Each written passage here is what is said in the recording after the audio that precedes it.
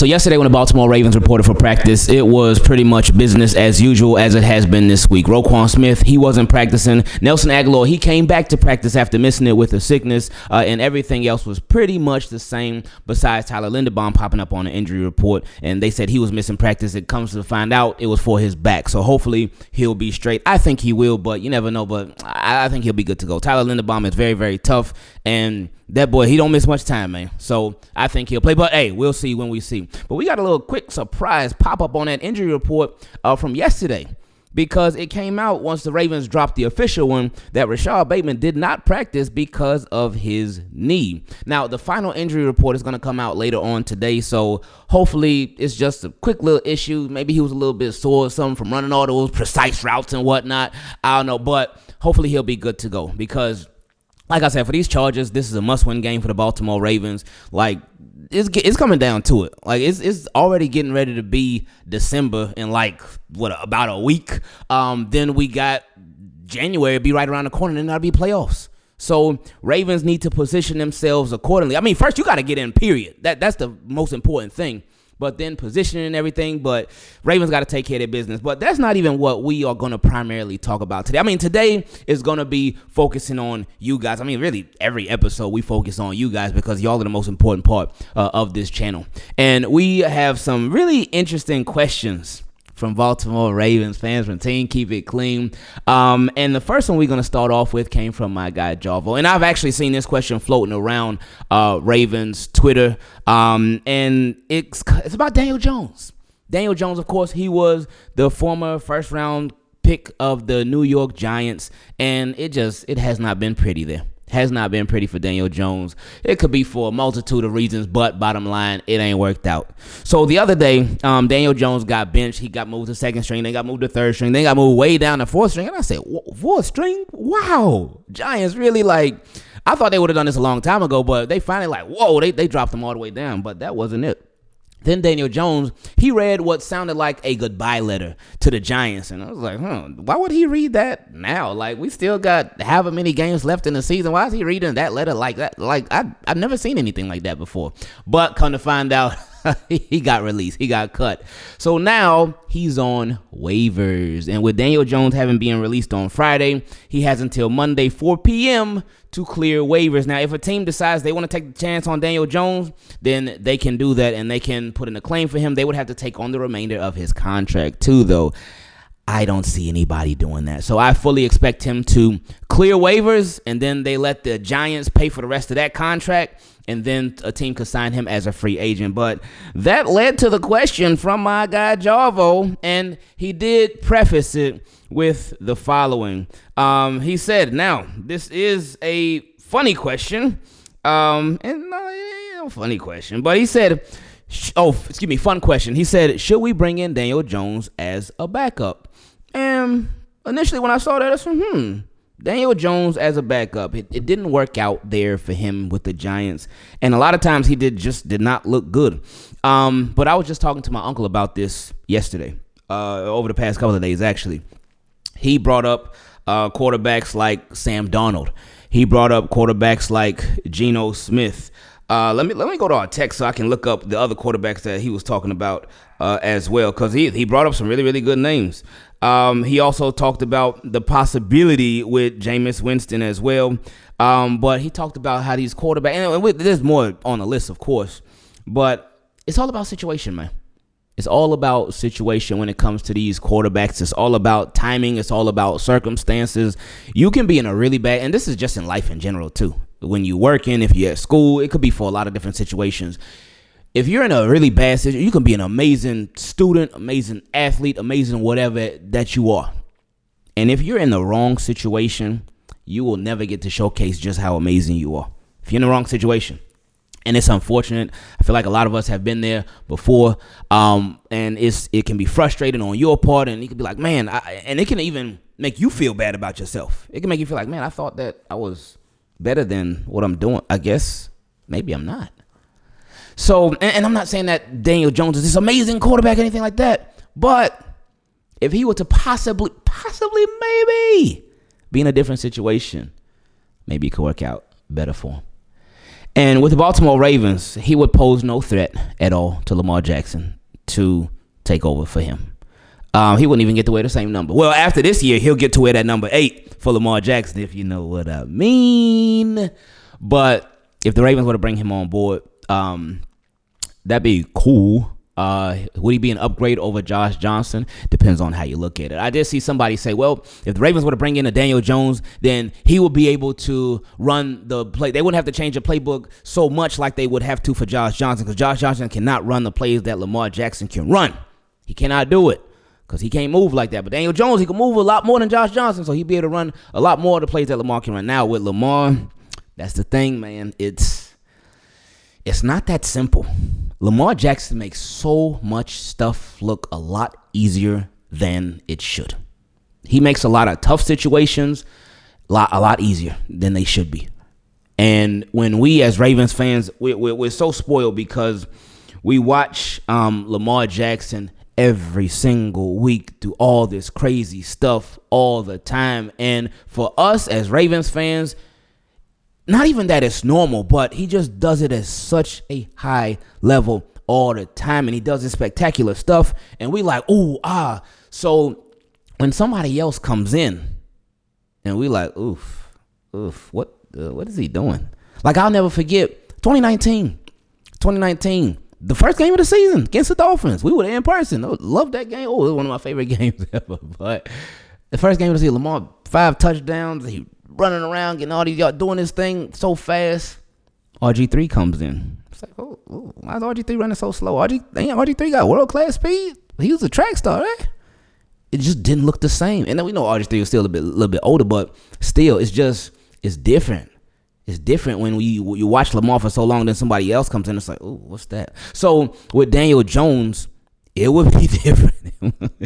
It would be a lot different. But at the same time, would he be an upgrade over Josh Johnson? I think that he would. But then at the same time, something that you got to consider. And we don't expect either one of the two to even play.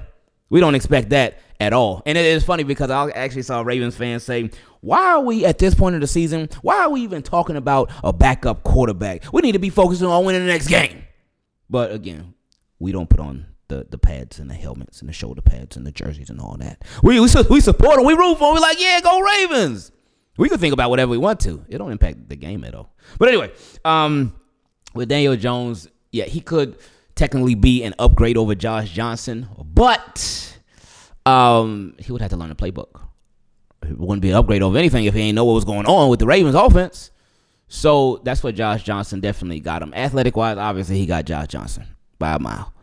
But when it comes to knowledge of the Baltimore Ravens offense, when it comes to their playbook and whatnot, he does not have Josh Johnson at all. But again, that ain't no worry for us having to use the backup quarterback. Now, you always want to stay ready, so you ain't got to get ready, but Lamar going to be just fine. He going to be straight. He's sore and whatnot. And you know what's crazy? It seems like the Ravens already had that bye. They ain't even had that bye week yet. It's coming up. And then I think after the bye week, then they got a crazy tough stretch of like 3 games in 11 days, something like that. It's something crazy. I forgot what it is, but yeah. So but should they do it? They could. You could sign him to the practice squad, have him learn, and then have him sit under Lamar next year.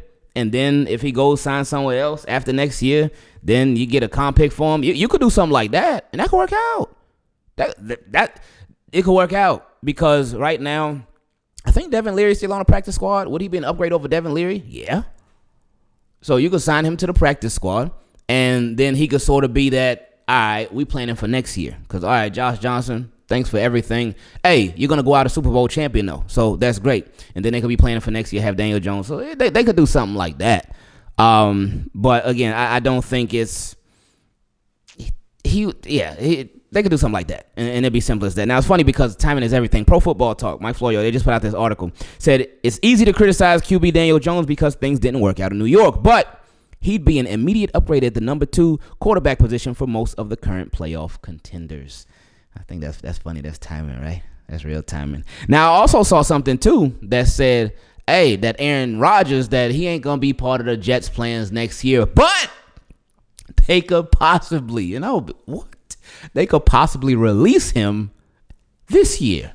Now, that's who I wouldn't mind as Lamar Jackson's backup. Is he really all that SloQuan? Oh, I like that title for that question. Next question came from my guy, Veronica. He said, hey, Ingraven, hope all is well and the team keep it clean. Family, appreciate you. He said, so I just got something to say. People been dogging on Roquan all year that he's slow and out of place. Yeah. In that Steelers game, he wasn't. And again, there have been flashes throughout this year here and there, but overall, he hadn't looked himself. He had looked pretty sluggish. And we had been saying this since week one and all throughout pretty much, but minus last week.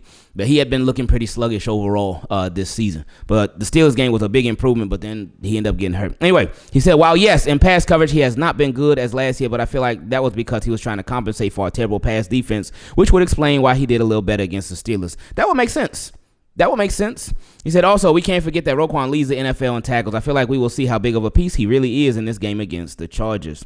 That's where numbers can sort of get... that's a good thing. Hey, leading the NFL tackles is this great. That means you bring in a lot of ball carriers down. That's not really the end-all, be-all necessarily, but I think the bigger thing for us with Roquan Smith is just looking at impact plays. How is he impacting the game? Is he having a positive impact on the game? Is he having a negative impact on the game? What's happening with Ro? But again, like you mentioned, against the Steelers, he did start to look a whole lot better. So if he plays in this next game, I don't think he will. We'll see. But whenever he comes back, we look forward to seeing that Roquan on the field. Justin Houston. Next question came from my guy, Ryan. He said, hey, Raven, first off, love the vids. Keep up the good work, bro.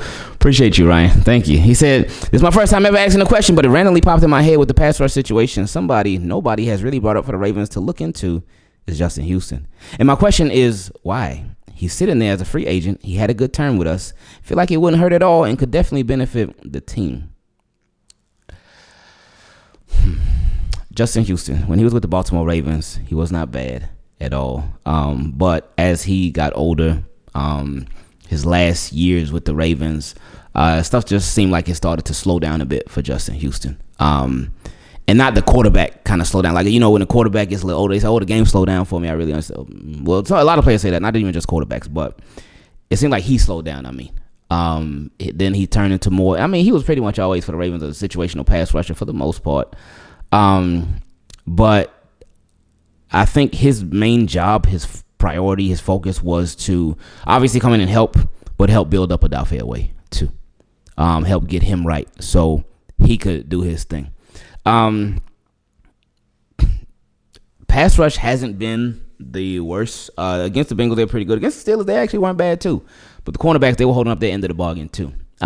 So let's see how it goes. And they still, what's crazy to me, they got a Jabo sitting there, inactive, week after week. For the past couple of weeks, he's been inactive. So it's like, hey, what's going on with David Ajabo? This is a former second-round pick, and we saw he got that mean spin move and whatnot. What's happening with him? But I just don't see Justin Houston to the Ravens happening again. TCU Reunion. Next question came from my guy, Augusto. He said, hey, Augusto here, long time no see, fam. I never really seen questions here. It's been years. Yeah, it has literally been years. And I see by the length of this question, then you are back to your old ways. And he said, I always comment, like, and watch the videos. I appreciate that, man. I actually spend more time watching your channel than any other. I know I usually don't show up on questions or comments, but I've been a daily watcher for about 6 or 7 years. You literally been through all of my high school and college life, Unc. You see what he did? He called me Unc not once, but twice, at least so far. Let's see how it continues. Anyway, he said it's hilarious how my father, anytime I'm watching something on my phone, asks if I'm watching you. All love from me and the OG. My dad is a Steelers fan. A cool one, by the way. Oh, okay. I was about to say shout out to your dad. Shout out to him for being your father, but not shout out to him for being a Steelers fan. But no, it's cool, man. He said, anyway, sorry for the long intro, but I wanted to greet you. The GOAT. Nope, that's wrong. Properly. You're the GOAT even though you say you ain't. No, we definitely not. Anyway, he said, my question is for the 2025 season. Oh, you already thinking ahead. Okay. He said, I do not think that Eddie Jackson will be around at all. He won't. And Marcus Williams will be traded for a bag of chips and a conditional 4th-round pick. I can see that. He ain't going for no first. He not going for no second. He ain't a third. Probably not, especially with his contract. So, yeah, I could definitely see that. A 4th and some change, yeah. Anyway, he said, and having a need at safety, I think the Ravens could pursue a man known to one of our best players, Ardarius Washington. OGs know we've always been high on Ardarius Washington. We need a nickname for Ardarius, too, by the way. That man being his former college teammate, former second-round pick from the same class, Trayvon Morik. He was on the Raiders, right? I think he was on the Raiders. He said, I don't think the Ravens will ever spend big money on a safety again for obvious reasons. Don't think they'll pursue big-name free agent safety like Javon Holland, Jeremy Chin, Hufanga. Morig's addition to the Ravens will be perfect since you're not breaking the bank by signing him. He could perfectly fit into the scheme. You're reuniting him with his former teammate, and you allow super-duper ultra-mega Kyle to keep being that menacing heat-seeking missile that he is. That's interesting. Yeah, because they did play together.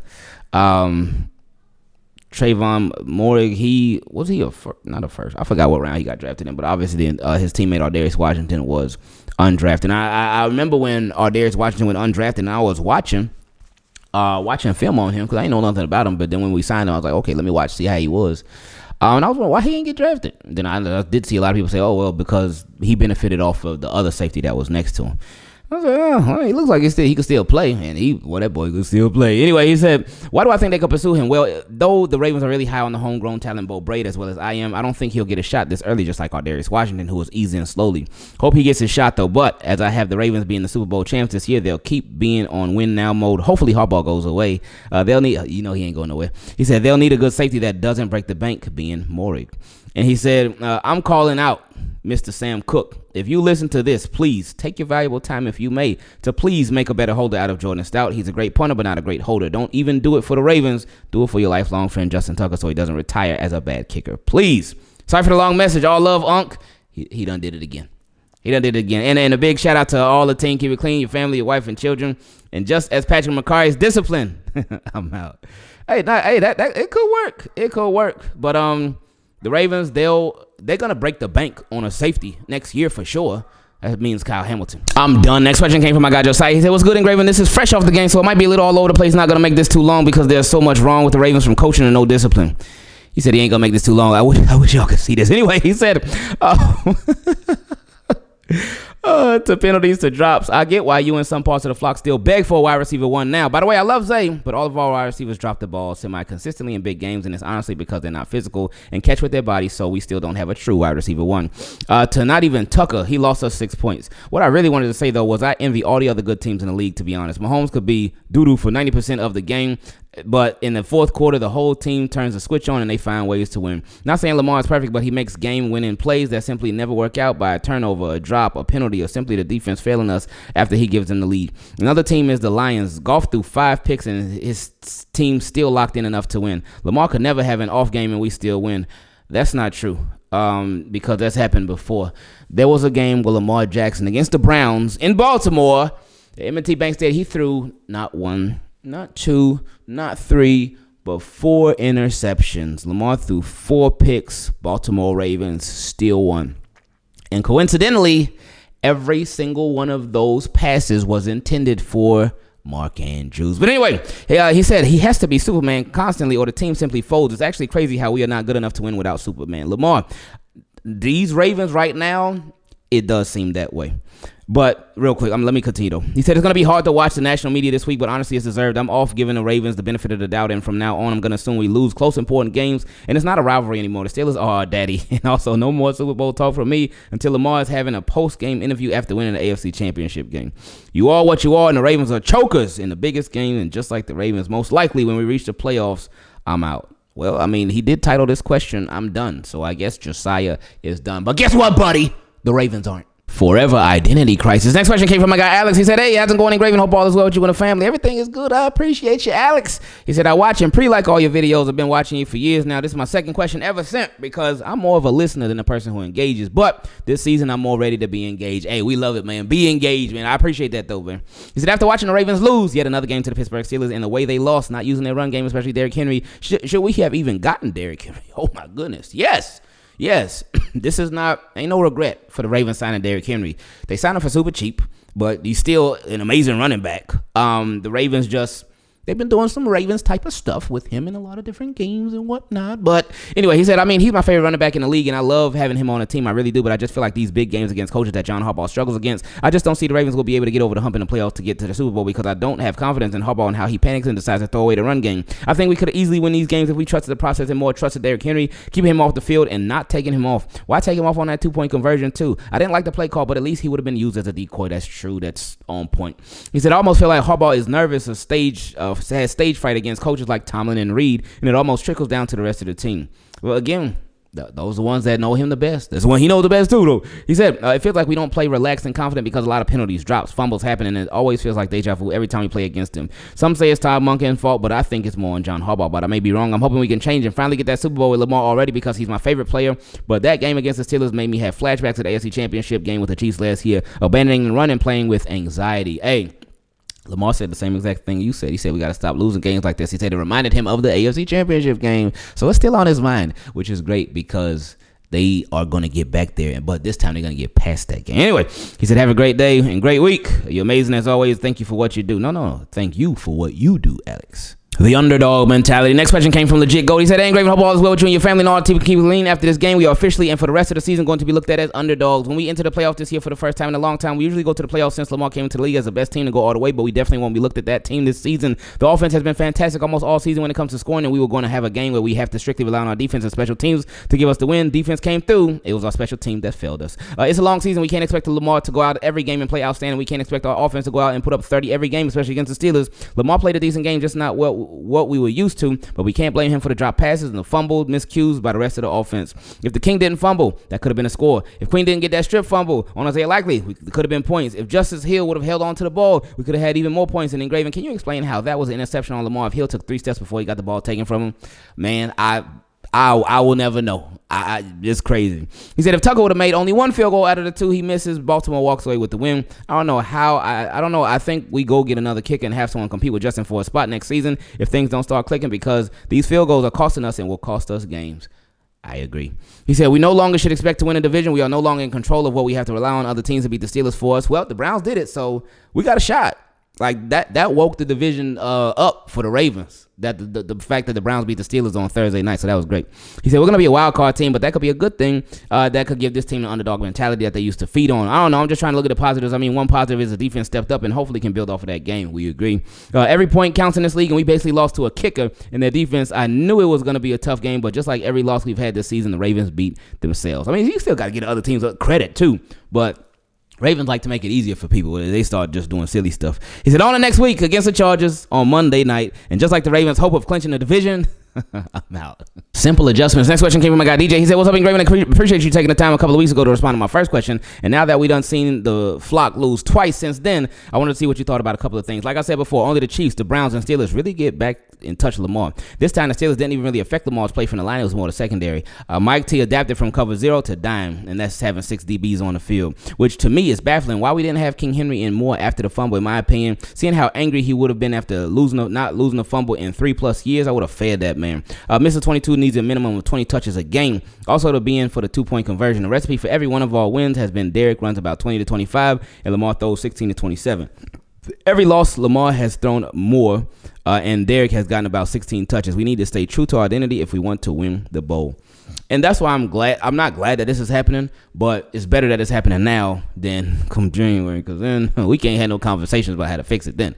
He said, also, I believe Wiggs and Marlowe need to be the 1 and 2 fruit punch at DB. I agree. He said, we have Tre'Davious White, who showed out, and King we just brought in. Those 4 should be able to hold it down so Stevens can slide back into the nickel and linebacker role. Just watching the game and seeing K-Ham really communicate with the whole unit showed me that if the fancy scheme isn't working with the same core players as last year, just put the dang players out there and let them ball. No need to do all this line work with your safety. Yes, 1 to 3 times to confuse the other team, but I don't want to see quite literally the smartest player on the team with his head turned away from the ball when he's literally the emergency blanket. Stevens doesn't like to turn his head around. Just make that boy face the quarterback, use his big body self as a hybrid linebacker in place of Kyle Hamilton, and then let them boys eat. We have 4 monsters at each defensive level, Nnamdi, Roquan, Marlowe, and K-Ham. I think if we just fed the King, Bateman, and them boys stop dropping catchable passes, and we make a couple of tweaks to the defense, we're easily the best team. Oh, and don't get me started on the penalties. I think that's something, doesn't necessarily trump everything else, but the penalties are right up there with everything. Right up there. Because the offense this year, again, they had 1 game off against the Steelers. Okay, I ain't tripping about that. Offense has been amazing. The defense, they had a lot of games off, minus the Steelers game. So, let's see how they build off of that. But the constant in every game has been penalties. Just about every game has been in penalties, and the penalties, they can kill everything. He said, although it does seem that Ravens get called more than other teams, I saw the Steelers jump a few times and never got called, or how Joey Porter was being a super handsy, and even the announcers talked about it, but we get called on back-to-back drives for playing patty cake. Anyway, sorry for the rant, but just wanted to see what you thought, sir. Have a wonderful day. And Flock, we up this week, and hashtag on to the next, and hashtag nobody. You must be Harbaugh's nephew. First take, be wild. The next question came from my guy J-Fiah. He said, "Hey, Ingraven J-Fiah here again. Hope all is well. Just asked a question this past week, but saw something else that made me have to say something. Did you see what Mad Dog said on First Take after our loss to the Steelers? He said Lamar isn't even in the same category as Josh Allen. I mean, you know, he be flip-flopping. He just called Lamar the best in the world the other day, and then when the Ravens lost, and he like, oh no, Lamar sucks. Anyway, he said not even Patrick Mahomes, but Josh Allen. He said Lamar is so far below, you can look it up. I didn't want to disrespect your inbox by including that blasphemous video. I've also heard homies like Acho and Shady McCoy say that they will take Joe Burrow over Lamar. Why does our boy keep getting the disrespect after one loss and slight praise when we win? It's like they're waiting for him to lose. Boom, you answered your own question. You answered it. A lot of these media people, they wait. They wait. With Josh Allen, they don't wait. With Patrick Mahomes, they don't wait. With Joe Burrow, they don't wait. But with Lamar, they wait and wait. They give him these praise. They give him some shout outs at first. They go, oh yeah, Lamar doing it. Yeah. Then when he loses, oh, that's the guy you guys thought was the MVP. Oh man, he's terrible. He's this. So, and it's crazy because with Joe Burrow, like, and look, Joe Burrow's a baller, straight up. But that team, they ain't doing enough. The defense is terrible. Well, but with Lamar's a baller. His defense been terrible, minus that game. And it's like the game where they were amazing, where they were the most amazing, they lost. But it's like Lamar this year, he's been able to really carry that team. He ain't got no Jamar Chase. He got a Derrick Henry now. Bengals ain't got no Derrick Henry. But he ain't got no Jamar Chase. He ain't got no T. Higgins. You got to say Flowers or Rashod Bateman, though, baby. Let's go, baby. But anyway, he said, why does our boy keep getting this disrespect after one loss and slight praise when we win? It's like they waited for him to lose. And where do you rank Lamar amongst the top quarterbacks? Where do I rank Lamar amongst the top quarterbacks? I already told y'all this weeks ago. Lamar the best in the world. Best in the world. Don't let the Steelers game fool you. He's still the best in the world. And the numbers ain't even supposed to be. His numbers from the Steelers game, what was he like? 16 for 33 for one touchdown, one pick? It should be 17 for 33. And actually, it would have changed because the game would have changed at that point. But that interception should not be that interception. It shouldn't be there. He's still supposed to only have two. He actually ain't supposed to have no interceptions this year. But Mark Andrew, Rashod Bateman, okay, cool. It is what it is. It happens. But yeah, Lamar Jackson, though. He number one, like straight up. He said, thanks again for all you do, Flock Nation. And just like Mad Dog's mind, I'm out. And the last question of the week came from my guy, Joshua B. And he said, how we go 8-4. He said, what's up, Ingraven? Hope you and your family are doing great and all good. I can't say I'm surprised or mad at this game we just lost. I'm kind of used to it and disappointed. This was just a yearly, we are better than the Steelers, but we got out coached and beat ourselves game. Yeah, I guess that's the annual. That's what it needs to be called now because it happens every year, like you said. I could barely tell if we had Todd or Greg Roman calling plays because it feels like Greg was back with all the record motions from the slide and all. This was by far Todd's worst game, and for the love of God, when a division is on the line, have your starting weapons out there, at least if you're going to call a bad play like that. Oh, you talking about a 2-point conversion, huh? He said, seriously, I actually can't comprehend why in the world a 6'3", 250 Hall of Fame running back who was getting more than 3 yards a carry this game isn't in while going from the two from inside. Going for two from inside the 5-yard line. It actually makes no sense to me. I know when Henry wasn't in, we lost and wouldn't have got the 2-point conversion. He said, okay, I get it. He said, I knew when Henry wasn't in, then we lost and we wouldn't get the 2-point conversion. If you at least have Andrews and Henry out there, the defense has to respect the fact that Henry is back there and the fact that Andrews is in the red zone, who is Lamar's favorite target down there. You also got to respect Lamar's legs. Got to keep that great defense guessing. Lamar was let down by everyone but the defense, surprisingly. JT has to be better. If he makes at least one of the two he missed, we win. Weapons have to hold on to the ball better and stop with the drops. So I can tell everybody from Team Keep It Clean on the same page right now with everything. He said, but it also wasn't Lamar's best game either. He had some missed throws and times when he missed a throw that there was wide open lanes to run. He got to take that, being a threat that he is with his legs. That's true. I agree. Defense played amazing. The pass rush was there. Secondary played well, other than 21, who was about to get benched or at least snaps get taken. He said, thank God by Tre'Davious White, who played really well. All-Pro Marlowe continues to be great, and Rowe looked like Rowe last game. Hope he's okay. That's true as well. With all that said, we got the Chargers next. I got us winning big. If Lamar is upset about this loss and the team gets an extra day to rest up, we know Greg Roman and what he does. We know the running backs. We had to stop J.K. and 15, who is their best wide receiver. We have to make Johnson beat us and make Herbert fluster back there. What do you think we have to do to beat the Chargers? And if you were Hawes, what would you say to the team after this loss? I would tell them, what was that? I'll say, hey, look, that's on me. I would tell them like, look, even though it wasn't totally on me as a head coach, but I would tell them like, look, that's on me, y'all. That loss is on me. But let's make this win on all of us. That's what I'll tell them. Anyway, he said, thanks for reading this. Much love to you and the team. Keep it clean. I lost my dad 2 weeks ago. And you and team Keep It Clean and Bobby and Sarah have been really helping me go day by day. Oh, man. I'm sorry to hear that, man. Really, really, really sorry to hear that, man. Really sorry to hear that, Josh. So, yeah, I know that's tough, man. Really, really, really sorry to hear that, man. So sorry for you, man. Dang. Like, sorry to hear that, man.